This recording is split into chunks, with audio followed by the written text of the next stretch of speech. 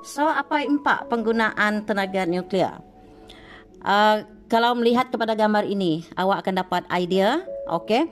Yang pertama ialah kita melihat kepada Japan attacks, iaitu di Hiroshima, dan satu lagi Japan attacks ialah di Nagasaki, berlaku pada tahun 1945 bulan Ogos 6 bulan Ogos 1945, di mana Hiroshima dibom menggunakan satu bom yang dipanggil Little Boy. Jadi aircraft yang digunakan adalah Enola Gay. Dan yang seterusnya ni ada maklumat, dia kata 70,000 hingga 80,000 kematian. Bom ini menggunakan apa? Uranium 235, iaitu yang akan membelah dibanding kepada Hiroshima.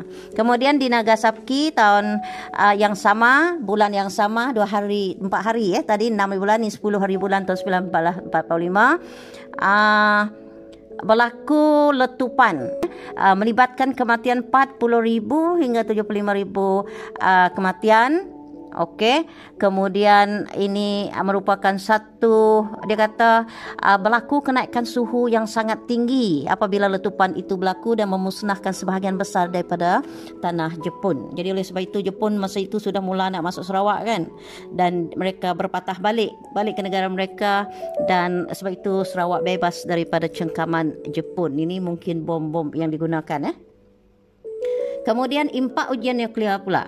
Ujian nuklear dilakukan atmosfera terbuka, di darat atau di laut, dan selalunya negara-negara besar akan menguji kecanggihan ujian nuklear memilih laut. Tapi kita tahu apakah kesan bila dia dilakukan di laut kan, ada pula sinaran radioaktif di udara, kemudian laut pun tercemar.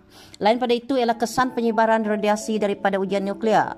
Jadi banyak ada mengalami keletihan, lawyer, kemudian keguguran rambut, katarak, kemudian ada yang melibatkan kesan genetik, kecacatan, berlakunya mutasi gen, dan boleh menyebabkan kanser dan juga leukemia. Itulah daripada kesan penyebaran radiasi. Itu maksudnya ialah sinar yang dibebaskan apabila ujian nuklear dilakukan. Jadi tenaga nuklear di Malaysia bagaimana? Malaysia memiliki sebuah reaktor nuklear yang berkuasa 1 megawatt milik Agensi Nuklear Malaysia.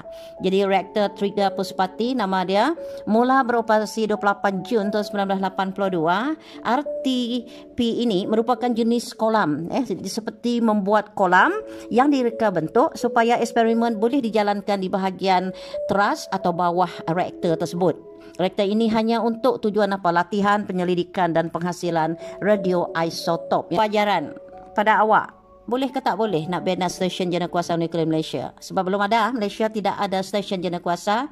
So yang ini awak cuba bincangkan. Okay.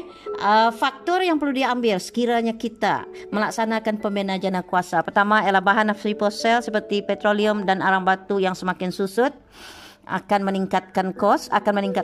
Kemudian kesan pencemaran oleh tenaga nuklear lebih rendah berbanding sumber tenaga api. Kawasan membangun stesen jenekuasa mesti berhampiran dengan punca air untuk memudahkan proses penyejukan berlaku, dan kadar sumber tenaga nuklear jauh lebih besar dari sumber bahan api. Jadi benda inilah yang patut difikirkan sekiranya kita hendak membina stesen jenekuasa.